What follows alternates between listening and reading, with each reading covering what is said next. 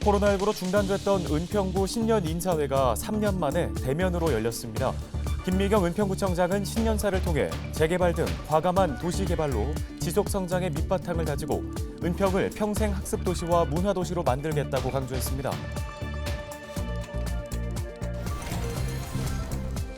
서울시가 부모의 육아 부담을 덜어주기 위해 도입한 서울형 키즈카페를 올해 100곳까지 확대하기로 했습니다.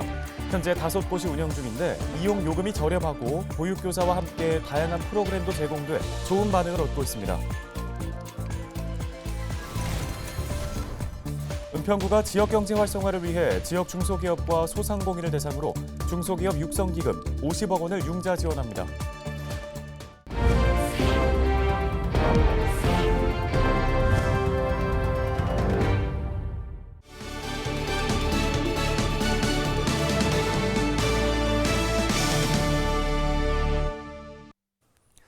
여러분 안녕하십니까? 헬로티비 뉴스 시작합니다. 코로나19로 중단됐던 은평구 신년 인사회가 3년 만에 대면으로 열렸습니다. 은평구는 신년 인사회를 통해 지속 가능한 도시 기반 구축과 문화도시 완성 등 3가지 구정 비전을 제시했습니다. 손성혜 기자가 현장에 다녀왔습니다. 은평 지역 각계각층 인사들이 한자리에 모였습니다. 개묘년 새해를 맞아 은평구가 마련한 신년 인사회입니다. 은평구는 이 자리에서 내일의 중심 변화의 은평을 위한 비전을 공개했습니다. 김미경 은평구청장은 지난해 7월 출범한 민선 8기가 본격적으로 궤도에 오르는 올해 과감한 지역 개발로 승부수를 띄우겠다고 포부를 밝혔습니다. 과감한 도시 개발은 지속 성장의 밑바탕이 될 것입니다. 서울 혁신파크를 비롯한 대규모 지역 개발과 광역 교통망 확충 사업이 순차적으로 마무리되면 우리 은평이 서부권 대표 도시로 우뚝 설 날도 머지 않았습니다. 김 구청장은 평생학습도시와 문화도시 완성을 위한 청사진을 제시했습니다. 평생학습 거점을 마을 곳곳으로 확대하고 모든 연령대에 동등한 평생학습 기회를 보장하겠습니다. 국립한국문학관과 은평예술의 마을 그리고 은평관광문화벨트 구축은 문화도시의 완성이자 경제도시를 꽃피우게 할 비옥한 토양이 될 것입니다. 이날 신년 인사회에선 박주민 의원 등 지역 국회의원과 시구 의원들도 새해 인사를 전하며 지역 발전을 위해 힘을 보태겠다고 다짐했습니다. 김호만 은평구의회 의장은 주민을 위한 의정활동을 보여주겠다고 강조했습니다. 2023년 새해 구정운영 방향과 비전을 공유한 신년 인사회. 참석자들은 한 목소리로 힘찬 출발을 다짐했습니다. 헬로티비 뉴스 손성혜입니다. 아이들이 마음 놓고 뛰어놀 수 있는 키즈 카페가 최근 크게 늘고 있죠. 그런데 만만치 않은 비용이 부담입니다. 지난해 서울시가 저렴한 비용으로 이용할 수 있는 키즈 카페를 만들어 좋은 반응을 얻고 있다고 하는데요. 서울시는 인기에 힘입어 키즈 카페를 대폭 늘리기로 했습니다. 김호 기자가 취재했습니다. 놀이기구에서 아이들이 신나게 뛰어놉니다.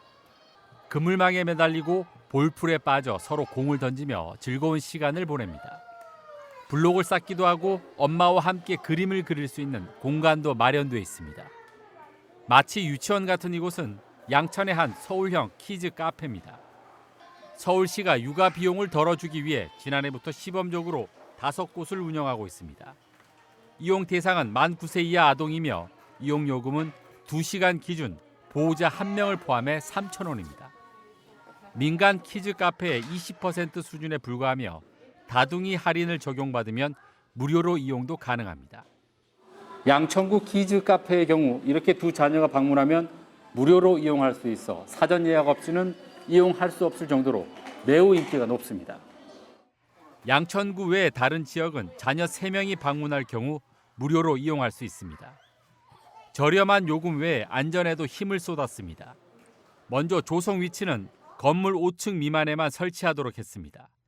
면적은 아동 1인당 10제곱미터 이상 확보할 수 있게 했고 종사자는 아동 10명당 1명을 두도록 했습니다. 네, 시설도 깨끗하고 애들이 다치지 않게 안전장치도 잘 되어 있고요. 가격도 다른 키즈 카페보다 저렴하지만 미끄럼틀이나 집에서 가지고 놀 수 없는 장난감들도 있고 애들이 와서 놀기 좋아해서 한 번씩 보고 있습니다. 또 보육교사를 배치해 놀이는 물론 교육을 병행하고 있습니다. 다양한 프로그램을 통해 아이들에게 색다른 경험을 제공하도록 했습니다. 토요일에 오전에 오시면 도구체육이나 뉴스포츠, 원예나 미술과 같은 유아와 함께 상호작용을 하면서 활동할 수 있는 프로그램을 기획하고 진행하고 있고요. 올해는 어머님들께서 평일에 조금 더 많이 프로그램 했으면 좋겠다라고 하셔서 더 많은 프로그램을 기획하고 진행할 예정에 있습니다. 놀이와 교육 외에도 부모에게 급한 일이 생겼을 때 아이를 돌봐주는 긴급 돌봄 서비스도 제공합니다. 이를 위한 전문 인력도 배치해 일자리 창출에도 도움을 주고 있습니다. 한 개 그 시설당 인력을 4명에서 5명을 투입을 하기 때문에 2026년까지 400개를 할 경우에 1,600명에서 약 2,000명의 일자리 창출 효과가 있고요. 더군다나 이분들의 그 처우 수준을 저희가 사회복지시설 종사자 기준으로 준용해서 굉장히 처우 수준을 높일 예정입니다. 현재 5곳에서 운영 중인 서울형 키즈 카페는 조만간 21곳이 추가로 조성됩니다. 또 연말까지 100곳으로 확대되며 오는 2026년까지는 동별 1개 이상의 키즈 카페가 조성될 예정입니다. 헬로티비 뉴스 김호입니다. 은평구가 중소기업 육성기금 융자지원 사업을 실시합니다. 지원 대상은 은평구에 사업장을 두고 사업자 등록 후 1년 이상 지난 중소기업인과 소상공인입니다. 지원 규모는 총 59억 원인데요. 융자 한도는 중소기업은 1억 원, 소상공인은 5천만 원까지로 부동산 또는 신용보증 등 담보 능력이 있는 업체에만 지원됩니다. 금리는 연 1.5%이며 상환 조건은 2년 거치 2년 균등 분할 상환과 1년 거치 3년 균등 분할 상환 중 선택할 수 있습니다.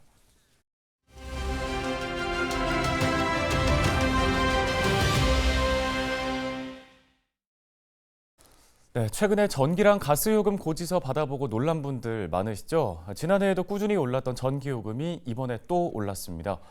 공공요금 인상이 기초물가 인상 등에 영향을 끼치기 때문에 서민들의 살림살이는 더 힘들어질 것으로 전망되는데요. 윤석천 경제평론가와 함께 조금 더 짚어보도록 하겠습니다. 네, 평론가님, 먼저 새해 들어서 공공요금 인상 소식이 계속 들리고 있습니다. 전기, 또 상수도 요금 올랐고요. 가스랑 대중교통 요금까지도 인상될 거란 예고가 있는데 서민들의 경제 조금 더 힘들어지겠죠? 예, 그렇습니다. 대표적으로 전기요금 같은 경우는 작년 3차례에 걸쳐서 킬로와트 아워당 19.3원을 올랐어요. 근데 올 초에 킬로와트 아워당 13.1원이 인상된 겁니다. 그러니까 이번 인상폭이 얼마나 역대급인지 알 수 있을 것 같고요. 이걸 갖다가 일반 그 가게가 피부로 체감할 수 있는 건 바로 요금이겠죠. 4인 가구 기준으로 월 평균 4,000원 정도가 올랐으니까 요금은 46,000원에서 5만 원 수준으로 올라가게 됩니다. 거기다 택시 요금도 올랐죠. 할증 요금은 이미 올랐고요. 기본 요금까지 2월부터 인상이 예정되어 있습니다. 지하철 버스 요금도 이르면 4월부터 300원씩 오를 예정이고 가스 요금도 2분기에 인상이 예정되어 있습니다. 한데 오르지 않는 게 있죠. 바로 임금입니다. 서민들의 가격의 상황이 올해 더 어려워질 것은 분명합니다. 네, 오는 13일에 새해 첫 금통위도 예정이 되어 있습니다. 많은 분들이 베이비 스텝이라고 불리는 0.25%포인트 인상을 전망하고 있는데 평론가님께서는 어떻게 전망하시나요?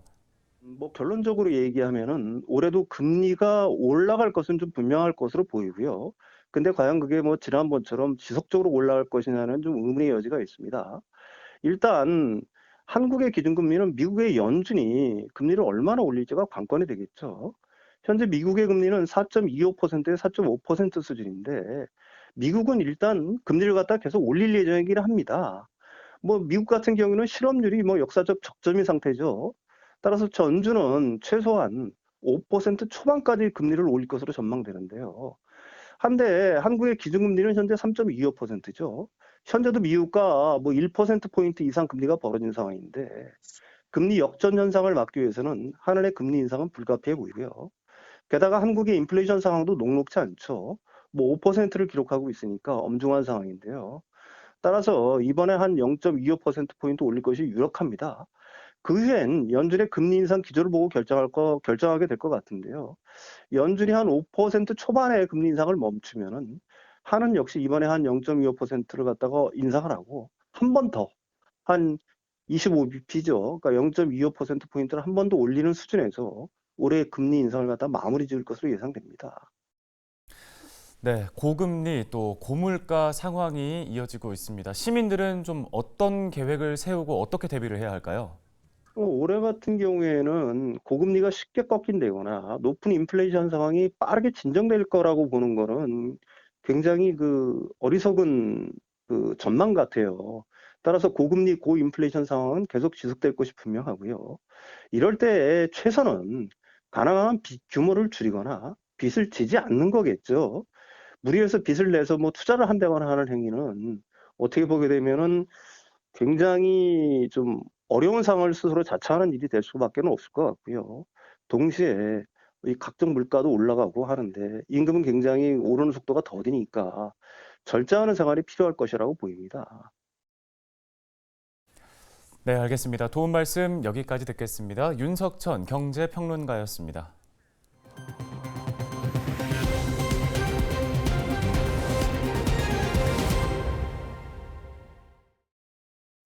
서울시가 설 연휴 귀경길 지원을 위해 고속버스와 시외버스를 증편합니다.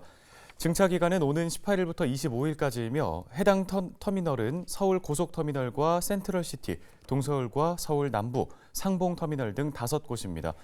증차 운행으로 운행 횟수는 704회 증가해 평시보다 21% 늘고 인원은 2만 1,000명이 늘어난 8만여 명으로 36% 증가할 전망입니다.